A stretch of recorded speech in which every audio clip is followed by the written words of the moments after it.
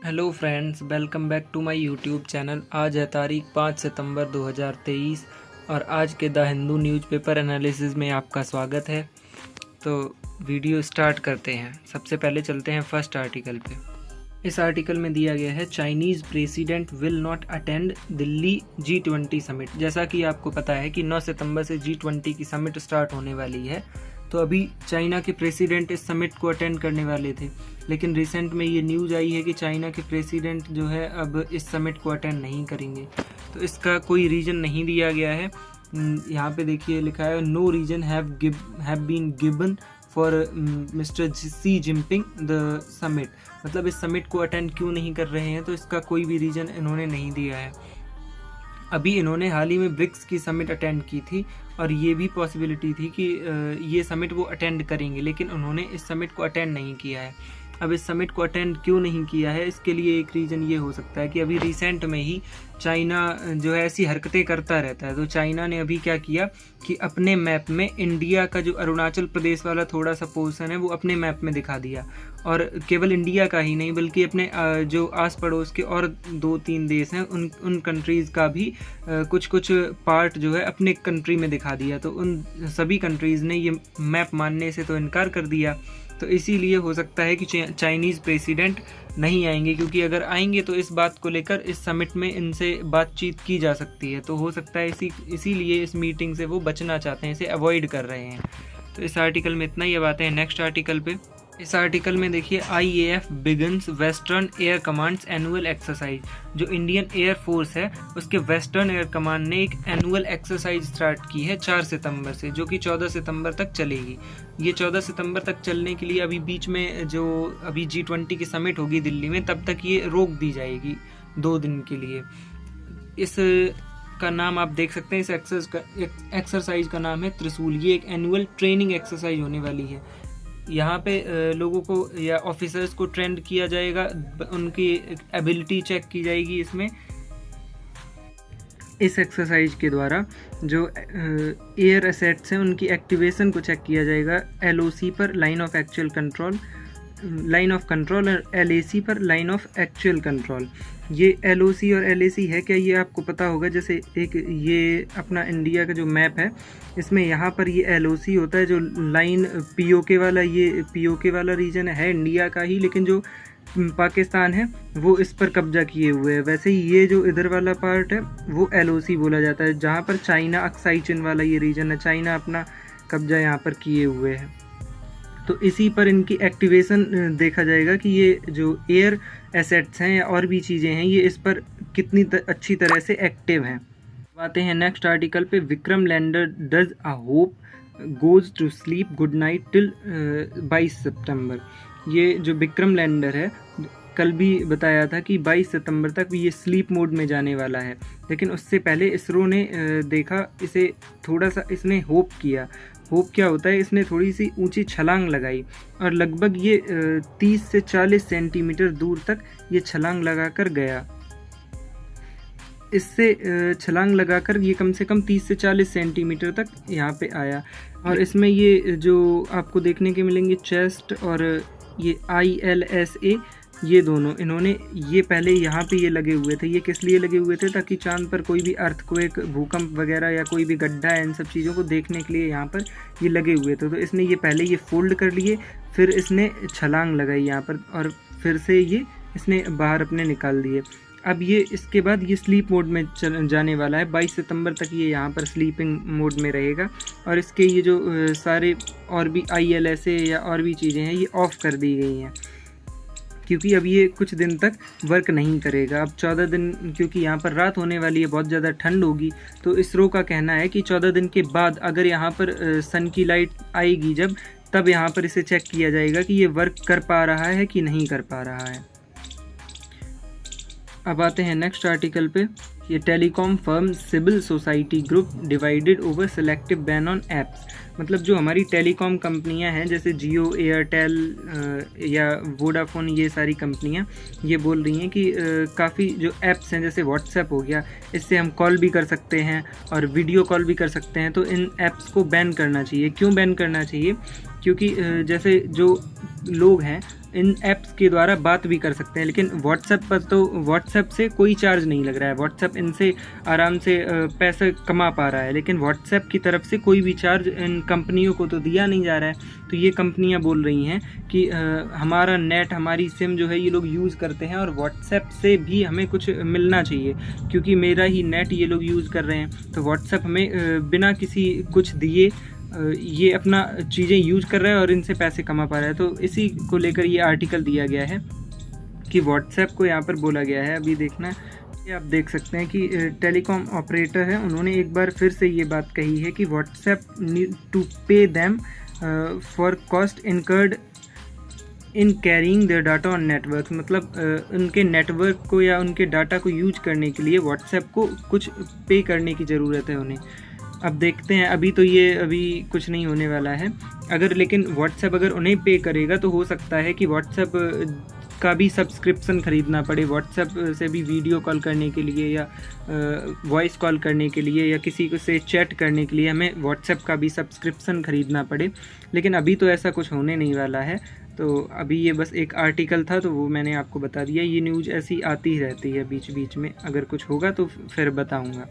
ये एक थोड़ा सा इम्पॉर्टेंट एडिटोरियल है जो emerging countries need women lead climate action करके दिया गया है। ये थोड़ा सा वुमेन पर्सपेक्टिव से थोड़ा सा इम्पॉर्टेंट है। इसमें जेंडर इनइक्वलिटी और एनवायरमेंटल गोल्स के बारे में हमें बताया गया है कि जो हमारे SDGs हैं, सस्टेनेबल डेवलपमेंट गोल्स, ये कैसे क्लाइमेट चेंज को कम करने में जो है हमारी मदद कर सकते हैं, तो उसके बारे में हम इसमें पढ़ेंगे।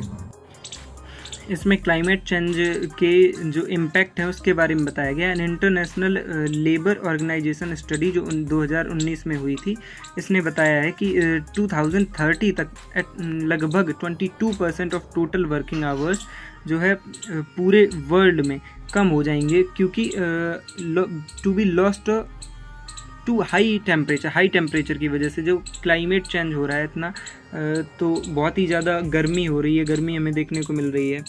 तो इसकी वजह से जो बताया जा रहा है कि फुल टाइम जॉब्स हैं, लगभग 80 मिलियन फुल टाइम जॉब्स हैं, उनकी प्रोडक्टिविटी लॉस होने वाली है और लगभग 2.2% टोटल वर्किंग आवर्स जो है कम होने वाले हैं। जैसे पहले लोग 8 घंटे, 9 घंटे, 10 घंटे काम कर लिया करते थे, लेकिन 2030 तक बताया जा रहा है कि लोगों की लगभग ये काम करने की जो क्षमता है वो 2.2% तक कम हो जाएगी।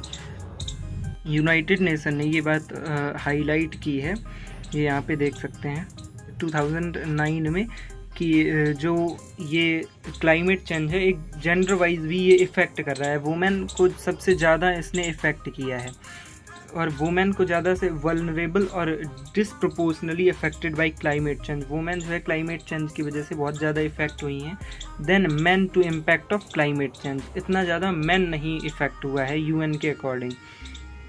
Felt more in low income countries, और लो इनकम कंट्रीज़ में ये बहुत ही ज़्यादा हमें देखने को मिलता है, जहाँ पर गरीबी ज़्यादा है या जहाँ पर इतने जो है पैसे नहीं लोग कमा पा रहे हैं, तो वहाँ पर ये चीज़ें बहुत ही ज़्यादा हमें देखने को मिलती हैं। यहाँ पर आप देख सकते हैं कि वुमेन जो हेल्थ को लेकर, सेफ्टी को लेकर या क्वालिटी ऑफ लाइफ को लेकर बहुत से रिस्क जो है फेस कर रही हैं, और किन कंट्रीज़ में, डेवलपिंग या लेस डेवलप्ड कंट्रीज़ में ये बहुत ही ज़्यादा हमें देखने को मिलता है कि वुमेन क्लाइमेट चेंज की वजह से बहुत ज़्यादा इफ़ेक्ट हो रही हैं। इसमें वो फूड, वाटर या और भी कई होमली अनपेड वर्क हैं जो घर पे वो काम करती हैं, उनके लिए उन्हें बहुत ही ज़्यादा रिस्क में रहना पड़ता है अपने घर के काम करने के लिए भी। क्लाइमेट चेंज की वजह से उन्हें और भी ज़्यादा टाइम और एफर्ट लग जाता है बेसिक नेसेसिटीज़ को जुटाने में, जैसे ये जो एडिक्वेट कुकिंग फ्यूल को लाने में या क्लीन साफ़ वाटर लाने में या अपने जो बच्चे हैं अपनी फैमिलीज़ को न्यूट्रिशियस फूड खिलाने के लिए पहले वैसे ही उन्हें बहुत ज़्यादा एफ़र्ट्स करने पड़ते हैं, लेकिन क्लाइमेट चेंज की वजह से उन्हें और भी ज़्यादा इस चीज़ के लिए मेहनत करनी पड़ती है।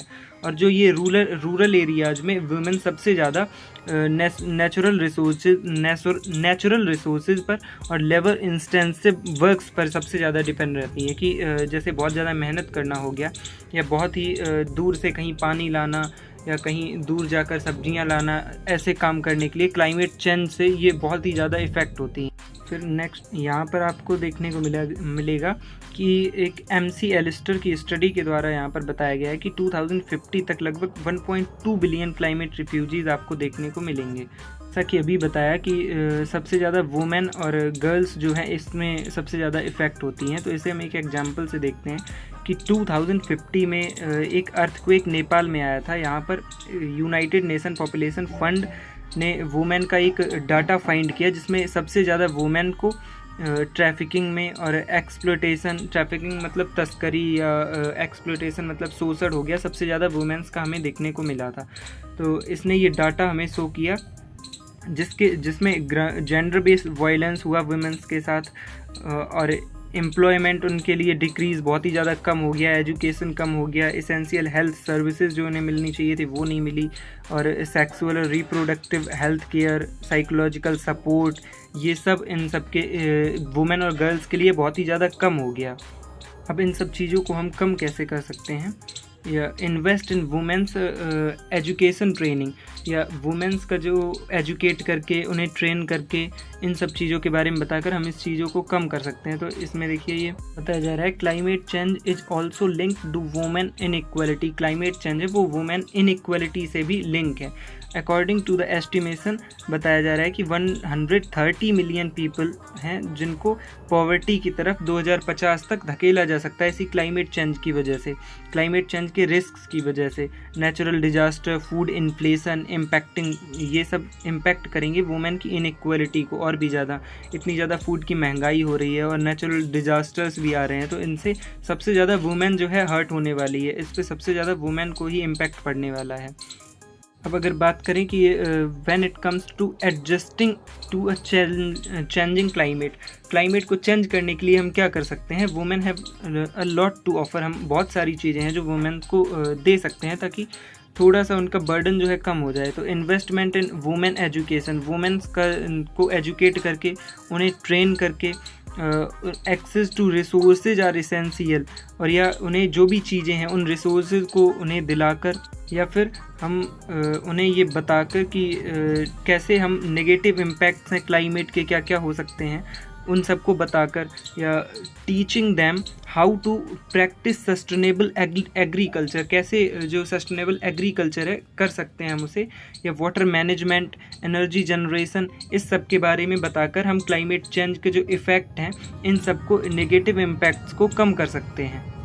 जैसे इंडिया में आपको ये देखने को मिलेगा सेल्फ एम्प्लॉयड वुमेन्स एसोसिएशन सेवा जो ग्रुप है वो वुमेन को टीच करता है, वुमेन फार्मर्स को, कि how to respond to shifting climate patterns to support themselves better financially, कि जो भी क्लाइमेट पैटर्न है या क्लाइमेट शिफ्टिंग पैटर्न है उन सबको फॉलो करके या पैटर्न को हम चेंज करके कैसे अपने आप को बेटर कर सकते हैं फाइनेंशली। तो इस आर्टिकल में बस इतना ही बताया गया है कि वुमेन्स को एजुकेट करके या और भी उनकी हेल्प करके तो हम क्लाइमेट चेंज के इफ़ेक्ट को जो वुमेन के ऊपर सबसे ज़्यादा हमें देखने को मिल रहा है उसे हम थोड़ा सा कम कर सकते हैं।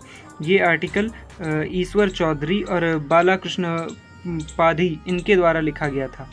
तो इस आर्टिकल में बस इतना ही। आज के न्यूज़पेपर एनालिसिस में बस इतना ही। अगर आपको वीडियो अच्छी लगी हो तो लाइक करना और चैनल को सब्सक्राइब ज़रूर करना। Thank you so much.